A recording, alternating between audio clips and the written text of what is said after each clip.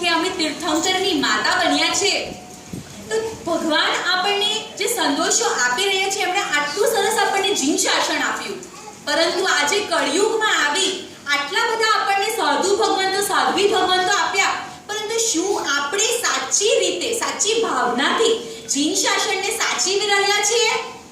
સાચવી રહ્યા છે? ના, નથી સાચવી રહ્યા.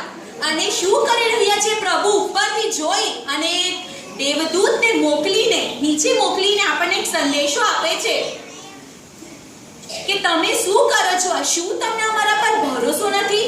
શું તમને સાધ્વી ભગવંતો સાધુ ભગવંતો પર ભરોસો નથી? તો ધ્યાનથી સાંભળજો પ્રભુનો સમાચાર જે દેવદૂત લઈને આવે છે. મનુષ્ય તને પ્રભુ પર ભરોસો નહીં કે? નહીં કે. બહેનો, તમને ગુરુજી પર ભરોસો નહીં કે? નહીં કે. ધર્મની જીવનમાં જોડ જીવવાની સાંભળીને મીઠું બોલ. કર્મનો જંજાળ છે ગોળ ગોળ. મોહ અને માયાને છોડ. મનુષ્ય તને પ્રભુ પર ભરોસો નહીં કે? નહીં કે. શ્રાવિકાઓ, તમને ગુરુજી પર ભરોસો નહીં કે? નહીં કે. રાત્રિ ભોજન કરવું છૂટે નહીં. ઉપવાસ તપસ્યા થાય નહીં. ચક્કર આવે તને ગોળ હોટલ જવાનું તું છોડ. મનુષ્ય તને પ્રભુ પર ભરોસો નહીં કે? નહીં કે. બહેનો, તમને ગુરુજી પર ભરોસો નહીં કે? નહીં કે. ટીવી અને સિનેમા જોઈ અંતરાત્મા તારી છે સોય. સામાયિક લઈને વાતો કરે. નિંદા કરીને તું પાપ કરે.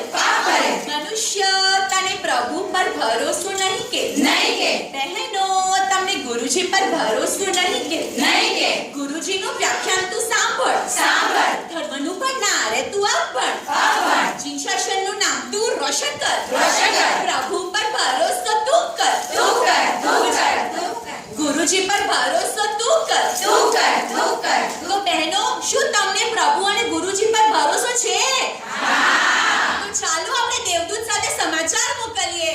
પ્રભુ, અમે તમારા પર ભરોસો કરીએ. ગુરુજી, અમે તમારા પર ભરોસો કરીએ.